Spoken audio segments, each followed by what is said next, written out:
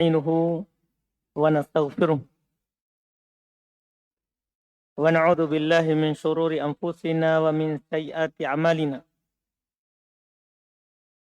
من يهده الله فلا مضل له ومن يضلل فلا هادي له أشهد أن لا إله إلا الله وحده لا شريك له وأشهد أن محمدا عبده ورسوله صلى الله عليه وعلى آله وأصحابه ومن تبعهم بإحسان إلى يوم الدين. أما بعد. Al-akhwat wal ummahat rahimani wa rahimakunallah. Alhamdulillah, kita memuji Allah Subhanahu wa taala atas nikmat yang Allah Subhanahu wa taala limpahkan kepada kita di siang hari ini. Dengannya kita kembali bisa berkumpul dan duduk bersama mengkaji kitab yang ditulis oleh Syekh Muhammad ibn Ibrahim Al-Hamd rahimahullahu ta'ala, yang beliau kumpulkan di tulisan yang sederhana ini kesalahan-kesalahan dari suami dan istri. Kita alhamdulillah di pertemuan terakhir sudah selesai dari kesalahan suami yang ke-24. Di hari ini, di pertemuan ini, kita melanjutkan kesalahan berikutnya yang disebutkan oleh penulis rahimahullah. Kesalahan ini terkait dengan berta'addud, berpoligami. Terkait dengan kesalahan dalam berpoligami ini, beliau sebutkan 2 poin. Beliau sebutkan 2 poin dari kesalahan dalam berpoligami. Kesalahan pertama, yang ke-25, fasadul maqsad minat ta'addud.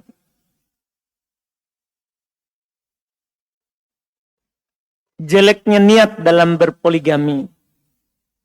Itu termasuk kesalahan. Nanti kita akan sebutkan bagaimana itu dianggap niat yang jelek dalam berpoligami. Kemudian kesalahan kedua masih berhubungan dengan poligami juga.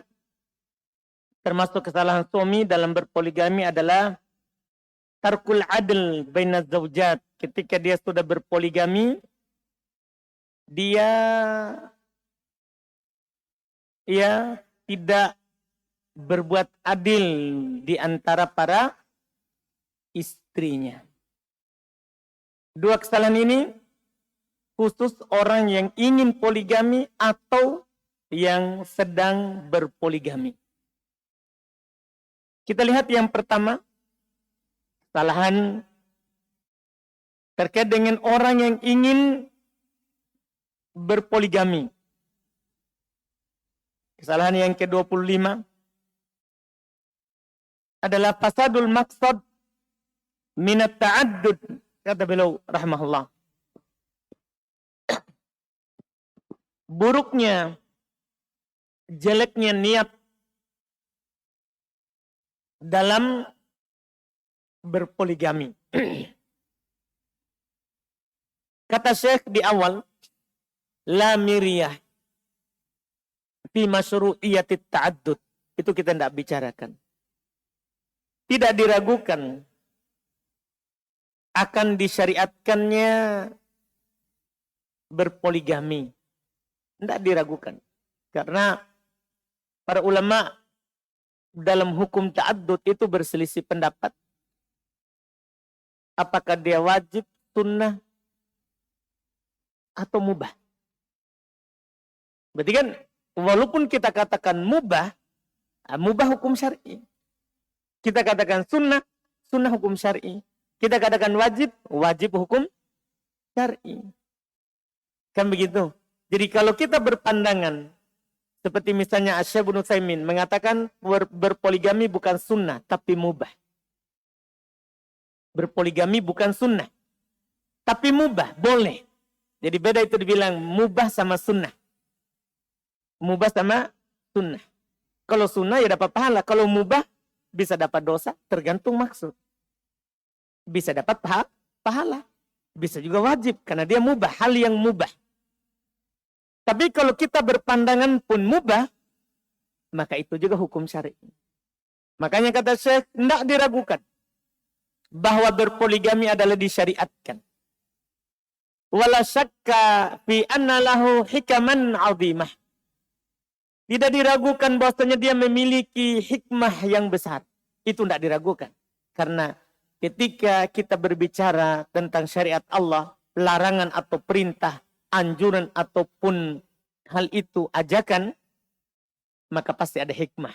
Tidak diragukan itu. Tidak boleh kita ragu. Wa fawaid mutanawwi'ah. Pasti ada faedah yang beraneka ragam. Yudrikuha kullu man lahu adna ta'ammul fi asrari syariatil islamiyah. Dia akan diketahui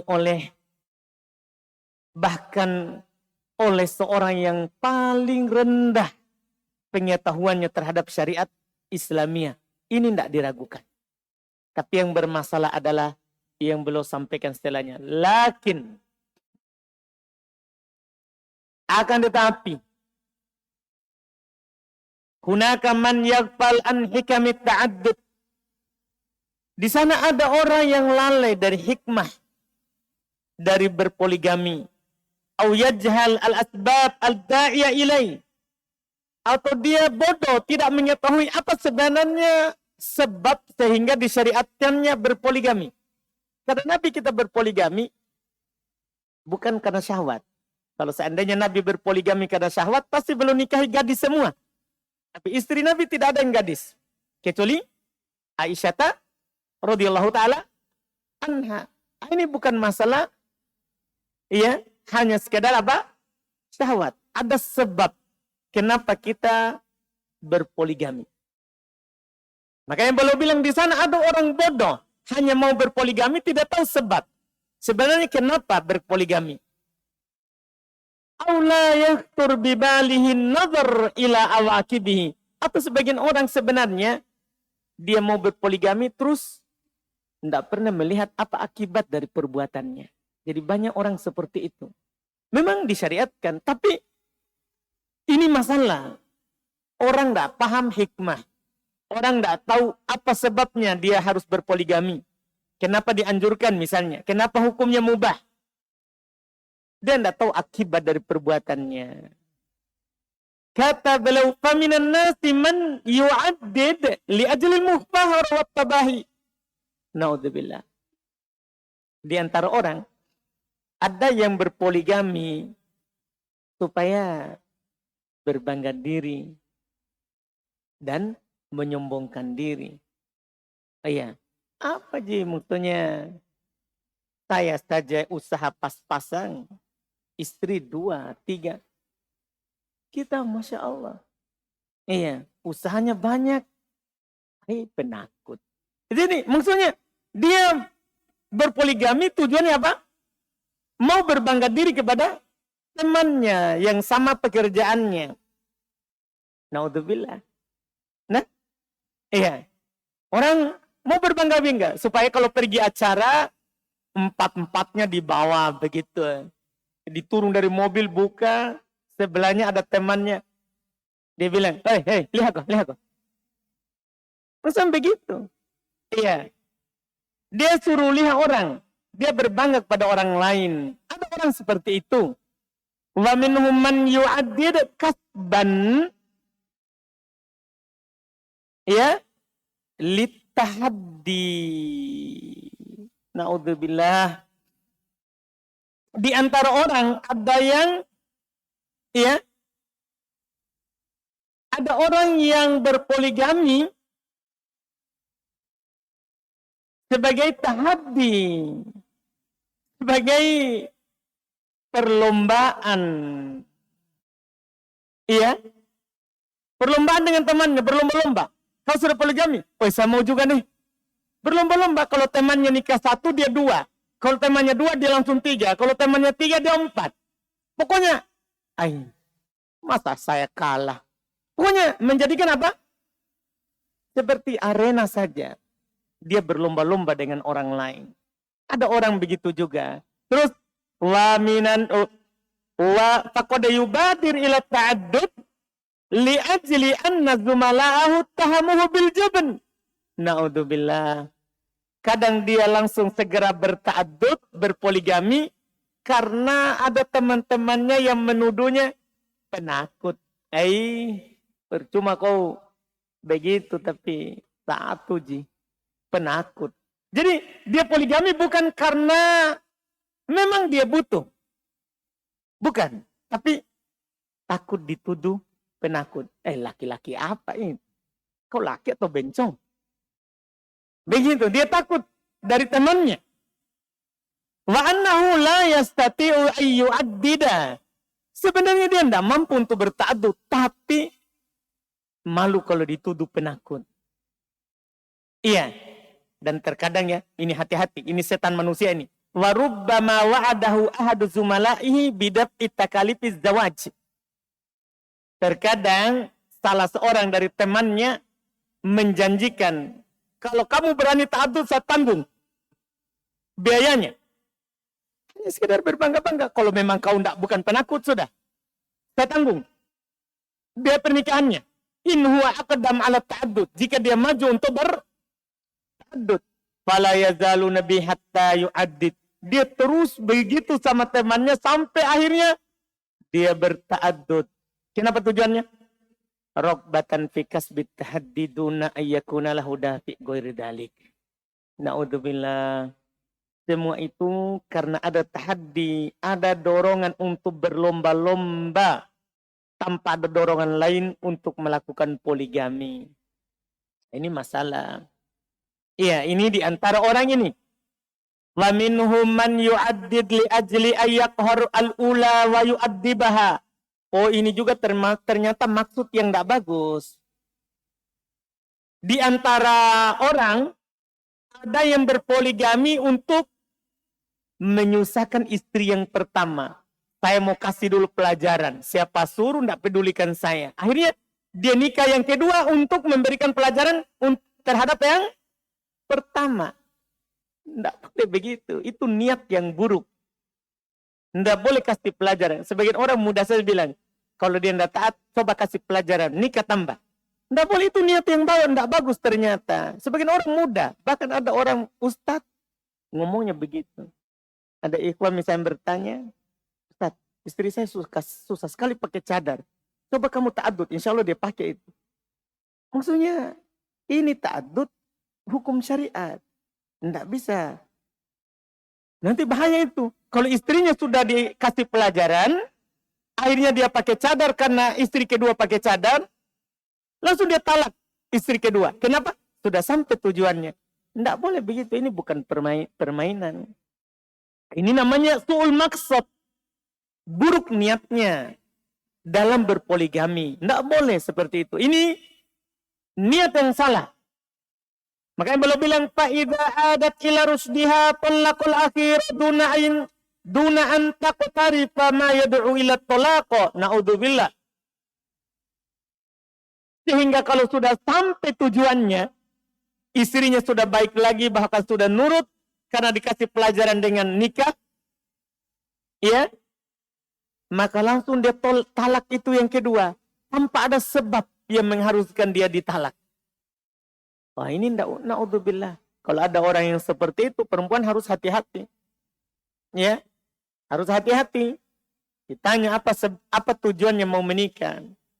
Jangan sampai tujuannya tidak bagus. Tidak semua orang yang melamar itu kita harus terima. Iya, ini masalah.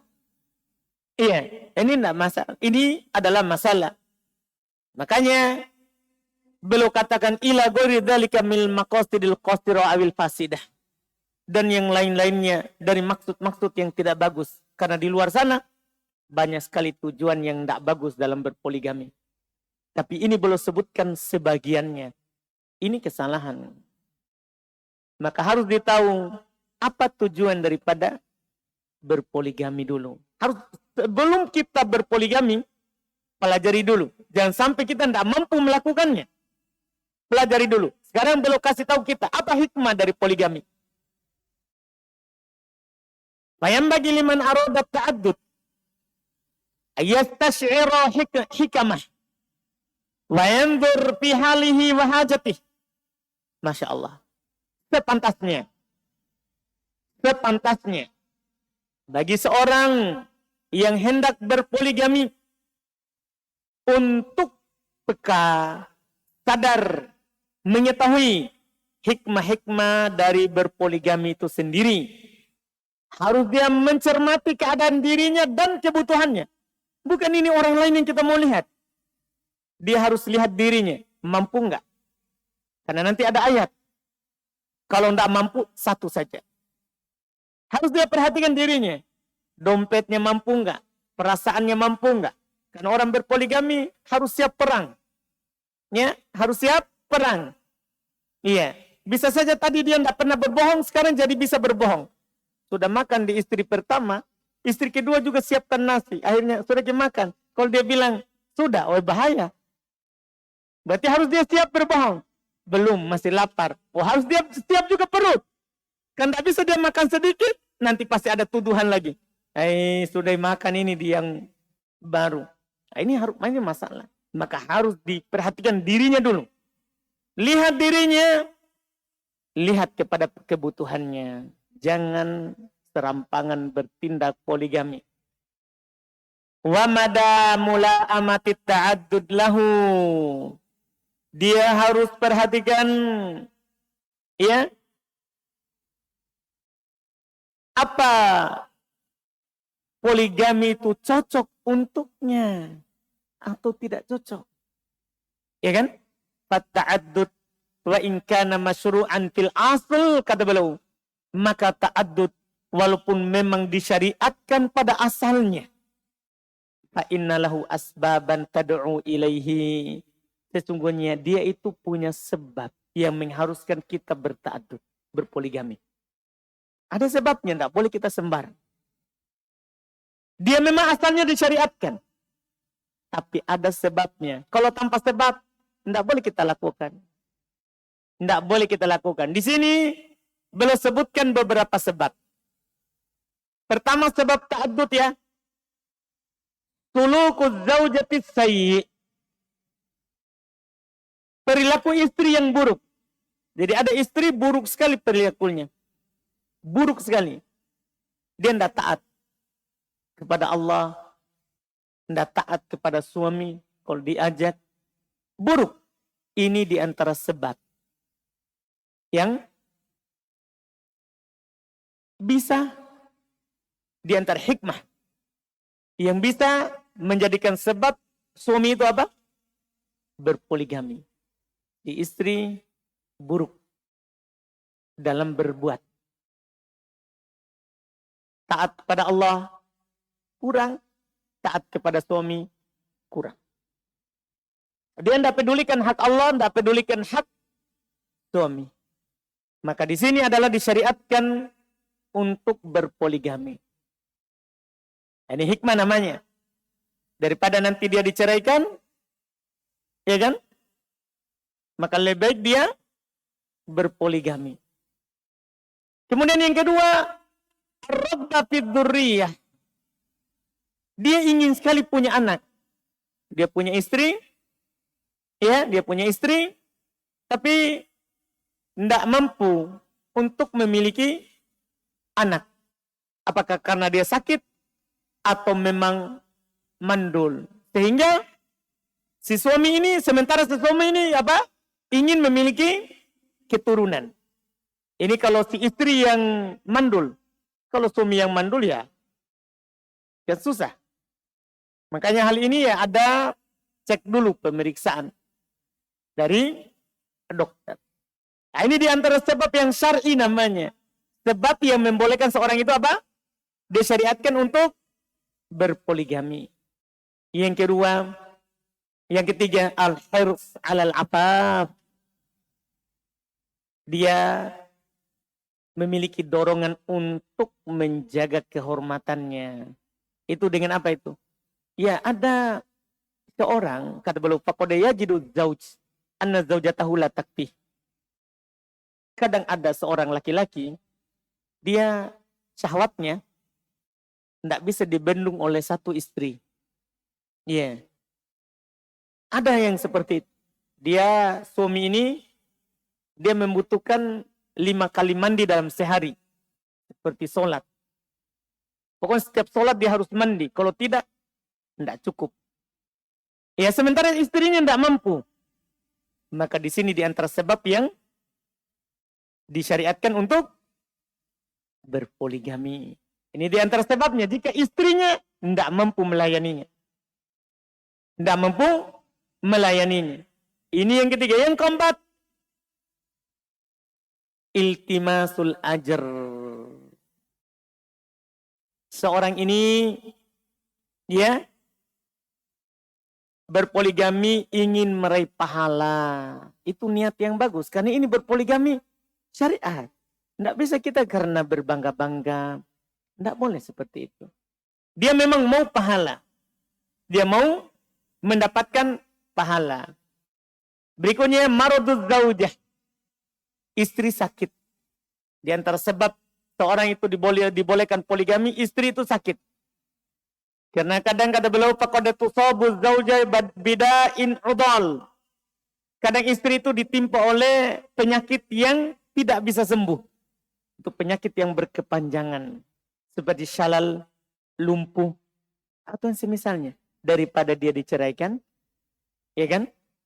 Lebih baik dia berpoligami dan tetap bersama istrinya yang lumpuh tadi, yang sakit.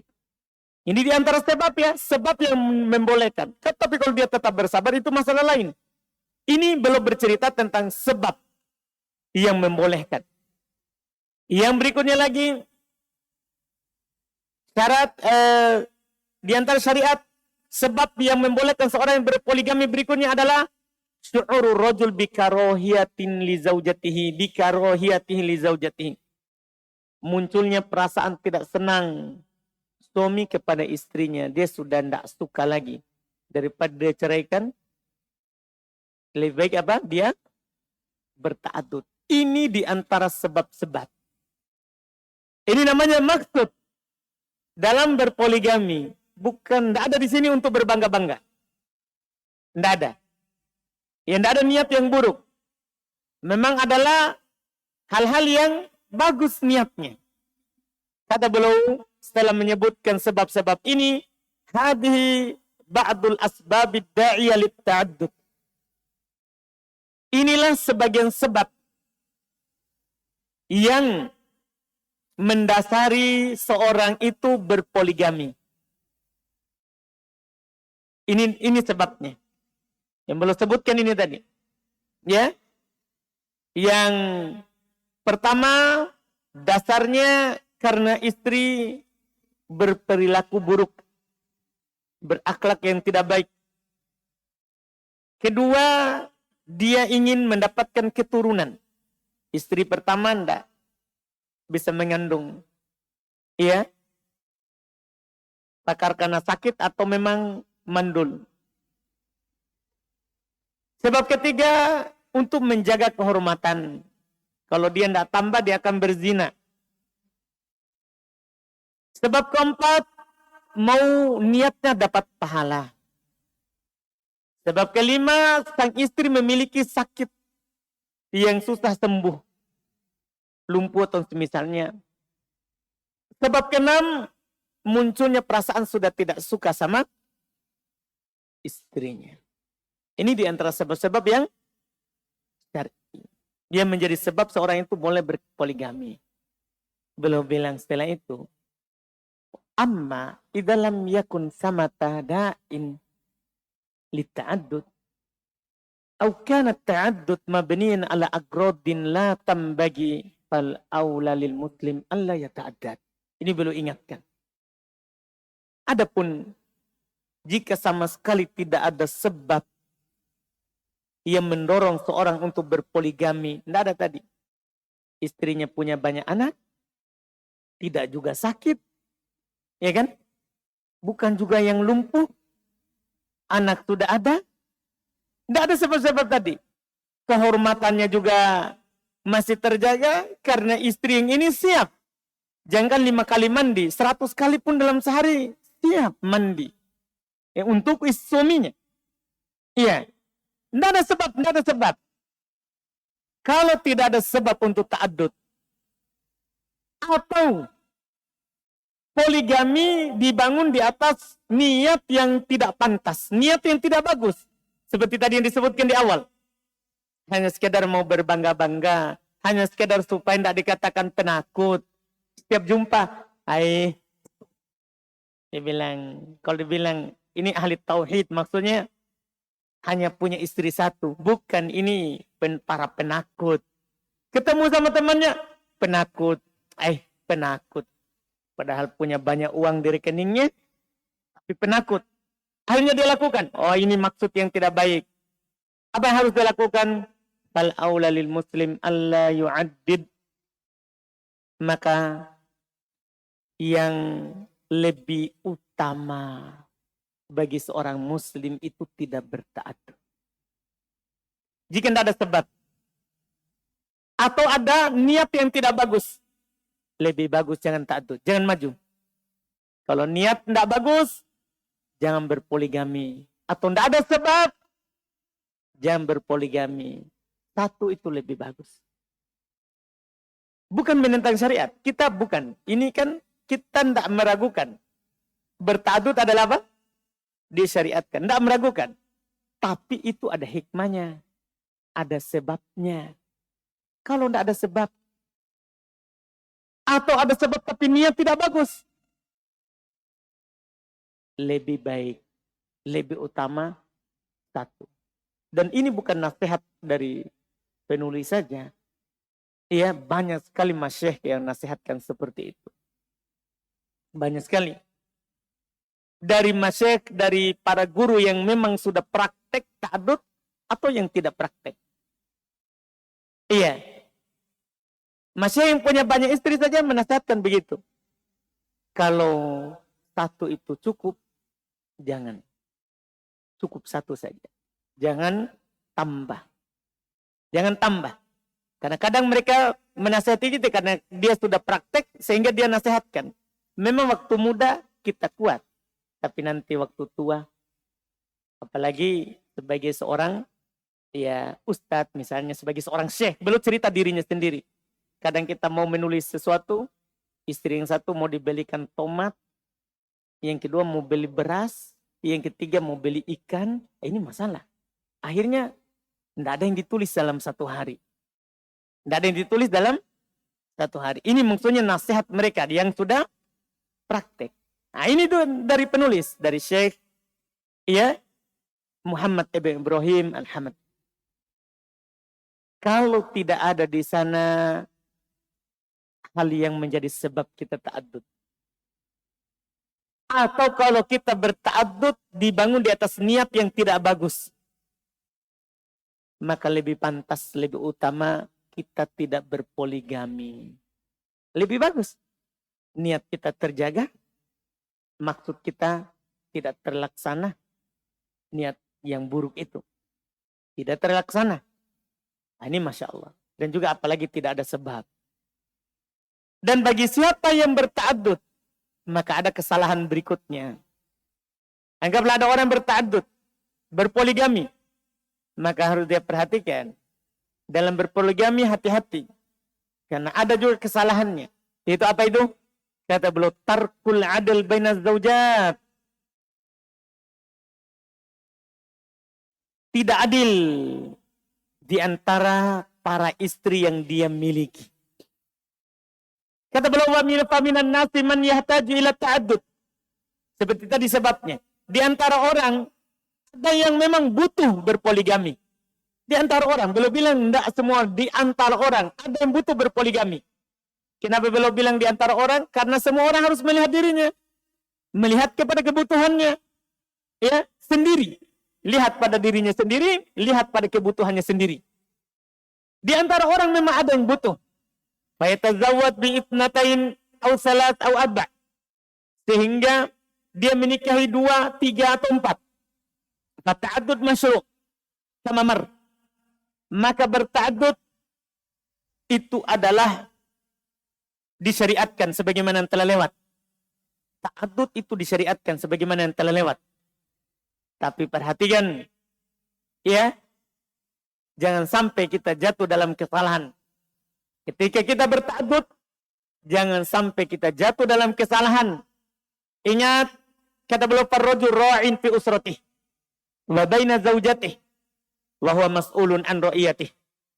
Seorang suami itu pemimpin terhadap keluarganya, pemimpin terhadap istri-istrinya, dan dia akan ditanya nanti pada hari kiamat. Dia akan ditanya nanti pada hari kiamat. Makanya boleh ingatkan, wa idza taraka ar-rajul 'adl baina zaujatih karatil muskilat. Jika seorang lelaki meninggalkan keadilan antara para istrinya, maka ini akan mendatangkan banyak masalah. Berpoligami bukan keluar dari masalah, tapi malah mendatangkan muskilat. Banyak masalah. Wa qamatil khilafat. Akhirnya terjadi banyak perselisihan. Apa itu? Kezaliman, tidak adilnya suami. Apa saja bentuknya? Ini harus perhatikan. Beliau bilang faminadz dzulmil waqi'. Ini beliau berbicara kenyataan. Termasuk kezaliman yang terjadi ala zaujat fit ta'addud, terhadap istri ketika seorang itu berpoligami. Ini harus diperhatikan dan ini kesalahan. Kata beliau, hajrul rajul ihda zaujatihi li khilafin yasir. Seorang suami memboikot salah seorang istrinya karena ada kesalahan yang sepele. Kesalahan kecil. Tapi itu menjadi alasannya untuk menjauhi istrinya supaya dia bisa berlama-lama dengan istrinya yang satu. Kesalahan ringan. Kesalahan itu juga istri yang satu salah juga dalam masalah hidup. Tapi dia tidak pedulikan kalau istrinya yang lain. Kalau yang satu, besar masalahnya. Besar masalahnya. Kan dia mencari-cari alasan supaya tidak datang ke situ. Mau lebih sering bersama yang satu. Oh, ini kesalahan. Duna ayyasbiqu hadzal hajar mau'idatun aw tahdir. Langsung dihajar tanpa diawali oleh nasihat atau peringatan. Pokoknya salah. Kenapa tidak ke sini? Kamu begini. Salah. Nah, ini namanya termasuk kezaliman. Ini yang pertama. Yang kedua, al-mail fil hibah wal hunu. Insyaallah. Kesalahan yang kedua, lebih berat, condong kepada salah seorang istrinya dalam memberikan harta, uang belanja dan semisalnya, dan rasa cinta. Dia berpoligami, tapi kalau yang satu lebih banyak dia kasih daripada yang satunya. Itu kezaliman. Orang yang seperti itu tidak cocok berpoligami. Tidak cocok berpoligami. Karena Allah Subhanahu wa taala berfirman, "Fankihu ma taba lakum minan nisa'i matna wa thulatha wa ruba', fa in khiftum alla ta'dilu fawahidah." Nikahilah apa yang kamu senangi dari perempuan 2, 3 atau 4. Tapi kalau kamu takut untuk tidak berbuat adil dalam pemberian dan dalam hal kasih sayang, maka satu saja. Itu kata Allah. Satu saja. Ini kesalahan. Ini ketidakadilan. Yang ketiga, tarkul adl fil mabit. Termasuk kesalahan dalam berpoligami adalah kezaliman dalam berpoligami, tidak adil dalam bermalam. Tidak adil dalam bermalam. Seorang kalau berpoligami, jika di istri yang ini, dia bermalam 1 malam penuh, di istri yang satu juga harus. Kalau di sana 2 malam, di sini juga harus 2 malam. Di sini 1 pekan, di sana juga harus 1 pekan. Tidak boleh di sana 1 malam, yang di sini sepekan. Tidak boleh. Atau sebagian orang begini. Istrinya yang pertama, dia bermalam terus itu. Istri yang satu cuman kaidah siang. Kaidah siang. Keluar kerja, alasannya kerja. Tapi mampir ke istri yang satu. Jadi tidak ada bermalam. Orang seperti itu tidak boleh berpoligami. Ini tidak adil dalam bermalam. Dalam bermalam. Nah, ini kata Syekh rahimahullah, ya, faqad yabitu ba'dul azwaj inda ba'di zaujati aktsar mimma yabitu indal ukhra.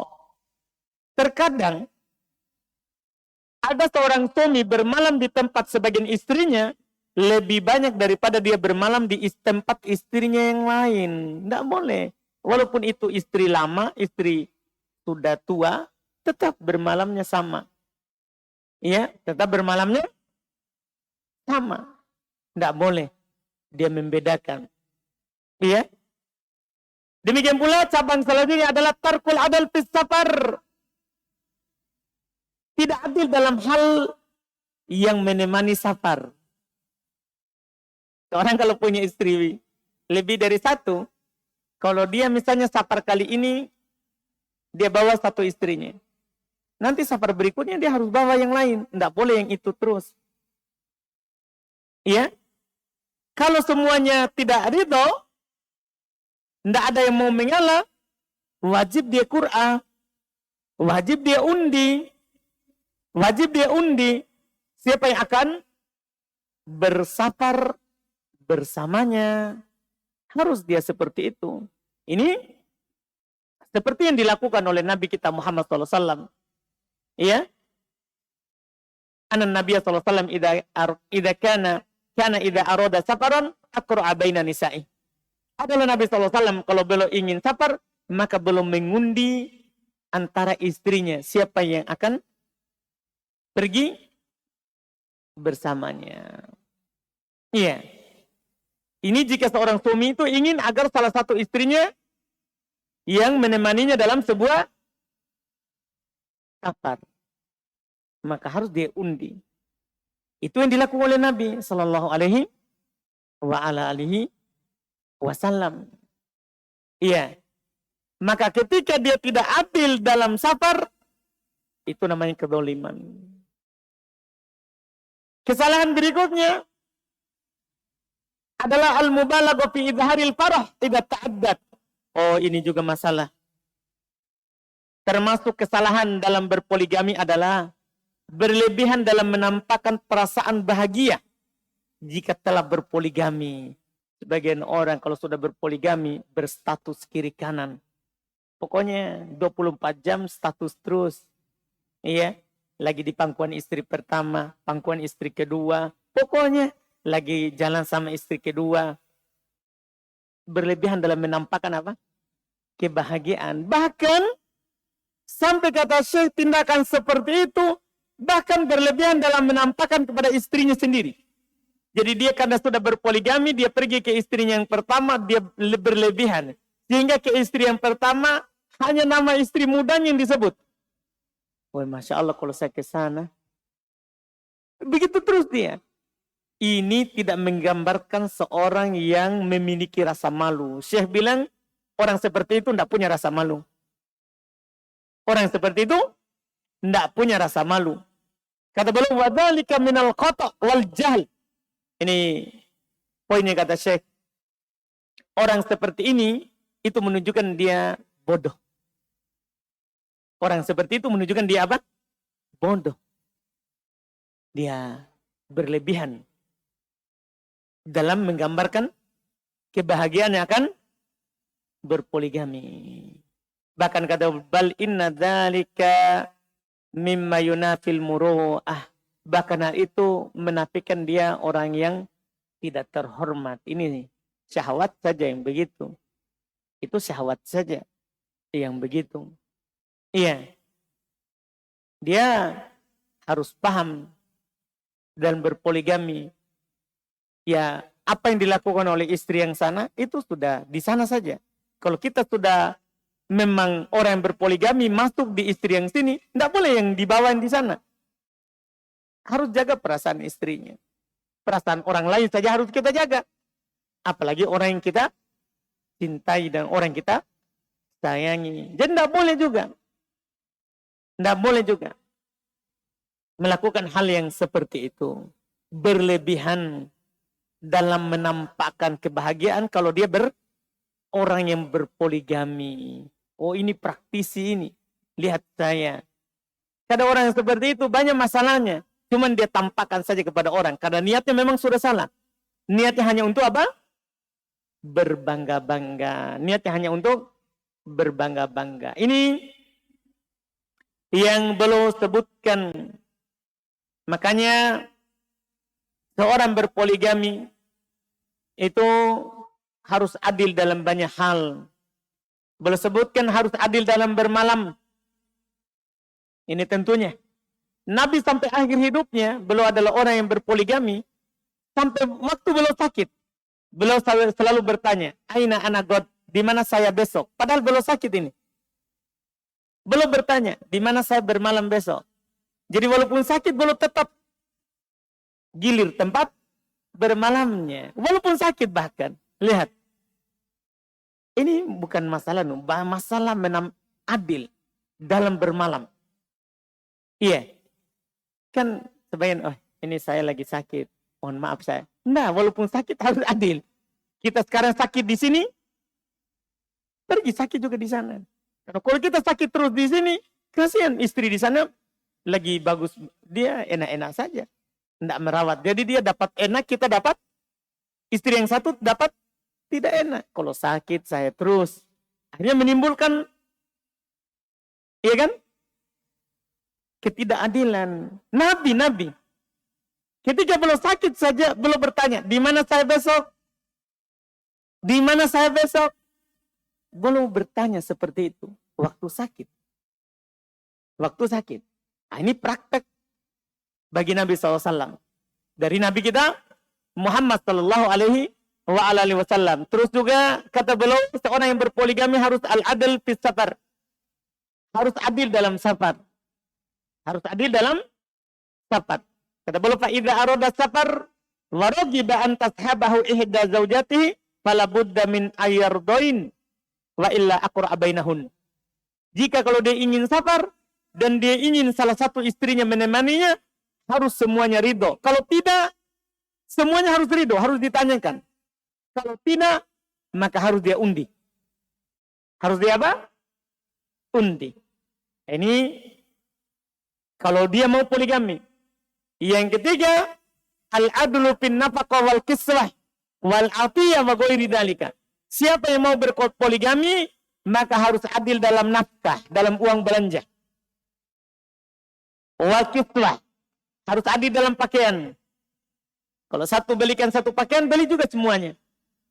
Tidak harus sama ukurannya, karena beda-beda ukurannya orang, tapi sama-sama dibelikan. Wal atiyah, adil dalam pemberian. Kalau satu kita belikan rumah, satu juga harus dibelikan. Tidak boleh kontra. Ini masalah. Itu namanya tidak adil. Masa satu punya rumah sendiri, satu tidak. Iya, ini harus dipikirkan. Bahwa goiriha dan yang lainnya. Iya. Kata beliau, faya'adilu bainahunna min kulli jihah. Wa bi kulli ma yastati'. Maka dia adil antara istrinya dari segala sisi dan dengan seluruh yang dia mampu. Wa bi kulli ma yali, dan dengan seluruh apa yang pantas. Bi kullin minhun, dari setiap dari mereka, duna tafdilin li hidahunna ala lukhra, tanpa dilebihkan salah satu dari mereka terhadap yang lain, tanpa dilebihkan. Harus adil. Harus adil. Iya. Terus juga yang beliau ingatkan dalam masalah ini adalah kata Nabi SAW, bahayanya ini untuk tidak adil. Ini sebagai penutup. Beliau tutup. Bahayanya untuk tidak adil. Kata beliau, qala Nabi SAW, murhiban man tarakal adl bainaz zawjat. Nabi SAW bersabda, memberikan rasa takut terhadap orang yang tidak adil di antara para istrinya. Man kanat lahum ro'atan tamala ila ihdahuma. Siapa yang memiliki dua istri, lalu ia condong kepada salah satunya saja. Dia punya dua istri, tapi lebih condong kepada salah satunya saja. Apa yang terjadi? Ja'a yaumal qiyamati wasyikuhu ma'il. Maka akan datang pada hari kiamat dalam keadaan salah satu pundaknya miring. Malu kita di hari kiamat. Orang semuanya lurus pundaknya. Kita datang dalam keadaan apa? Pundak miring. Ini namanya Nabi mempertakuti orang yang berpoligami. Jadi jangan sampai kita hanya bilang, Nabi anjurkan, Nabi anjurkan. Sebagian orang kan begitu. Oh, poligami sunnah. Dia tidak pikir. Di sana juga ada pertakutan dari Nabi SAW. Karena syariat tidak datang hanya sekedar memberikan dorongan. Tapi juga memberikan rasa takut. Memberikan rasa takut. Maka ini pertakutan yang sangat besar. Hati-hati. Kalau kamu punya dua istri, tidak boleh condong kepada salah satunya. Harus adil. Dalam bermalam, dalam pemberian, dalam safar, dalam semuanya, semua sisi. Dan siapa yang tidak adil, bahaya. Kata Nabi, siapa yang punya dua istri, kemudian condong kepada salah satu dari keduanya, maka akan datang di hari kiamat dalam keadaan pundaknya miring. Pundaknya miring. Karena tidak adil dalam memikul beban poligami. Makanya siapa yang ingin berpoligami harus dia tahu dulu apa hikmah dan apa sebab yang membuat saya boleh berpoligami. Jangan langsung maju tanpa belajar. Tanpa mempelajari terkait dengan hukum syariat yang satu ini. Karena tadi seperti yang saya bilang, banyak muskilat, banyak masalah karena orang tidak tahu hikmah dari poligami. Tidak tahu sebab kenapa berpoligami. Iya, ini banyak muskilat, banyak masalah. Banyak orang berpoligami, tadinya mau dua, ternyata dua-duanya hilang. Tadinya mau selamatkan janda, ternyata buat janda baru. Masalah. Itu niat yang tidak bagus. Kita harus memperbaiki cara kita berpikir. Seperti yang beliau bilang tadi. Siapa saja mau maju poligami, lihat pada dirinya dulu. Dan lihat pada kebutuhannya. Lihat pada dirinya, lihat pada kebutuhannya. Siapa yang melihat dirinya tidak mampu, siapa yang melihat dirinya belum butuh. Satu, itu lebih bagus kata Syekh. Satu, itu lebih utama. Ini yang beliau nasihatkan. Ini dua kesalahan, alhamdulillah kita sudah selesai darinya. Kita tidak usah perpanjang-panjang lagi. Jangan sampai kita dianggap memerangi poligami. Iya, alhamdulillah. Ini yang beliau sampaikan rahimahullah. Insyaallah di pertemuan yang akan datang kita akan masuk lagi di pembahasan kesalahan suami berikutnya. Ini sisa sedikit dari kesalahan suami. Semoga kita segera selesaikan supaya nanti kita masuk di kesalahan istri insyaallah ta'ala. Kita sudah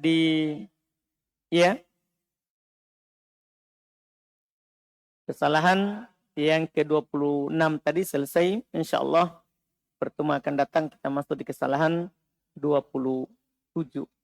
Kita cukupkan, semoga bermanfaat. Alhamdulillahirrabbilalamin. Subhanakallahumma asyhadu an la ilaha illa anta astaghfiruka wa atubu ilaik. Assalamualaikum warahmatullahi wabarakatuh.